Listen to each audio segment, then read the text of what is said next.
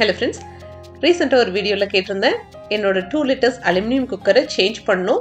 இதே மாதிரி 2 லிட்டர்ஸில் ஹைட்டாக இருக்கிற குக்கர்ஸ் ஆப்ஷன்ஸ் இருந்தால் ஏதாவது தெரிஞ்சால் சொல்லுங்கன்னு சொல்லிட்டு நிறைய பேர் வந்து ப்ரெஸ்டீஜ் சஜஸ்ட் பண்ணியிருந்தீங்க. கூடவே பர்னர் பிராண்டையும் வந்து சஜஸ்ட் பண்ணியிருந்தீங்க.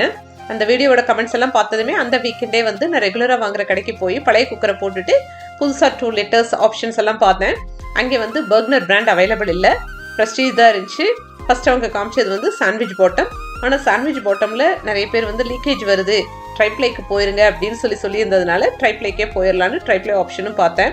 கூடவே இங்கே வந்து ஸ்டால் அப்படின்னு ஒரு பிராண்ட் குக்கர்ஸும் பார்த்தேன். ட்ரைப்ளையில் சூப்பராக இருந்துச்சு. கூடவே ட்ரமோண்டெனான்னு சொல்லிட்டு ஒரு இன்டர்நேஷனல் பிராண்ட் இதுவும் பார்த்தேன். ஆக்சுவலாக ஃபாரின் போகிறவங்க நிறைய பேர் அந்த குக்கர் வாங்கிட்டு போவாங்கன்னாங்க. கொஞ்சம் ஹெவியாகவும் இருந்துச்சு. நார்மலாக இருக்கிற எல்லா குக்கர்ஸை விட அது கொஞ்சம் காஸ்ட்லியாகவும் இருந்துச்சு.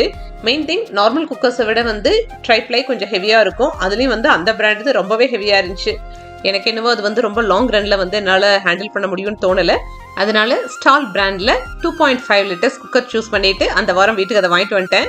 வீட்டுக்கு வந்ததுக்கப்புறம் தான் தோணுச்சு என்னோட மெயின் பர்பஸ் சால்வே ஆகலைன்னு சொல்லிட்டு நான் வந்து கொஞ்சம் ஹைட்டாக இருக்கிற மாதிரி 2 லிட்டர்ஸில் வேணும்னு தேடினேன். அது என்னாச்சுன்னா, ஏற்கனவே என்கிட்ட இருக்கிற 2 2 லிட்டர்ஸ் குக்கரோட சேம் சைஸில் தான் வந்து வாங்கிட்டு வந்திருந்தேன். வந்ததுக்கப்புறம் ஐயோ மிஸ் ஆயிடுச்சேன்னு சொல்லிட்டு மறுபடியும் நெக்ஸ்ட் வீக்கெண்ட் அதையும் போய் எக்ஸ்சேஞ்ச் பண்ணேன். அங்கே எக்ஸ்சேஞ்ச் பண்ண போகும்போது தான் ப்ரெஸ்டீஜோட ட்ரைப்ளை இதுவும் பார்த்தேன்.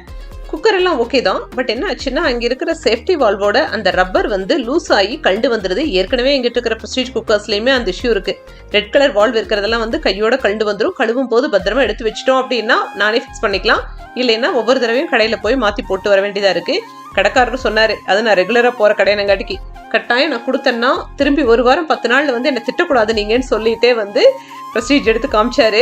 சரி ஓகே, இவ்வளோ தூரம் சொல்கிறாருன்னு சொல்லிட்டு ஸ்டாலில் 1.5 லிட்டர்ஸ் கொஞ்சம் குட்டியாக காம்பாக்டாக இருந்துச்சு. காய்கறி எல்லாம் வேக வைக்கிற கரெக்டாக இருக்கும்னு தோணுச்சு. சரி, என்னோட பர்பஸ் ஓரளவுக்கு அதில் சால்வ் ஆயிருங்கிறதுனால அதை எடுத்துட்டேன். மோஸ்ட்லி ப்ரெஸ்டீஜ் ஐட்டம்ஸ் இல்லாத வீடுகளே இருக்காது. நானுமே வந்து ப்ரெஸ்டீஜோட ஒன் ஆஃப் த ஃபேன் தான். ஆனால் இந்த இஷ்யூஸ் எல்லாம் இருக்கிறதுனால இந்த தடவை ஒரு புது பிராண்டை ட்ரை பண்ணிடலாம். அது எஸ்பெஷலி இந்த குக்கரில் வந்து ட்ரைப்ளை கூடவே சிலிகான் கேஸ்கட், அது கூடவே ஃபிக்ஸட் 2 சேஃப்டி வால்வும் இருந்ததுனால இதை ப்ரிஃபர் பண்ணேன். எனக்குமே எப்படி ஆயிடுச்சுன்னா, ஒரே பிராண்டையே வந்து ரெகுலராக யூஸ் பண்ணிட்டு இருக்கோம். கொஞ்சம் மாற்றி புதுசாக ஏதாவது வாங்கி பார்ப்போமே, இதை விட அது பெட்டராக இருக்குமோ அப்படின்னு தோணுச்சு. அதனால இந்த தடவை சேஞ்ச் பண்ணிட்டேன். 2 குக்கர் சைஸுக்குமான டிஃபரன்ஸ் அமௌண்ட்டில் ஒரு ஹாட் பேக்கும் கொஞ்சம் எக்ஸ்ட்ரா பணம் போட்டு வாங்கிட்டேன். அது மகான் ஒரு பிராண்டில், ஒரு புது பிராண்டு தான் எனக்கு தெரிய. எனக்கு ஃபெமிலியரான பிராண்ட்ஸ் எல்லாம் இருக்கும் போதுமே வந்து நான் புதுசாக மகான் ஒரு பிராண்டை இந்த தடவை சூஸ் பண்ணேன். எனக்கு குவாலிட்டி வந்து அதை விட இதில் பெட்டராக நான் ஃபீல் பண்ணேன்.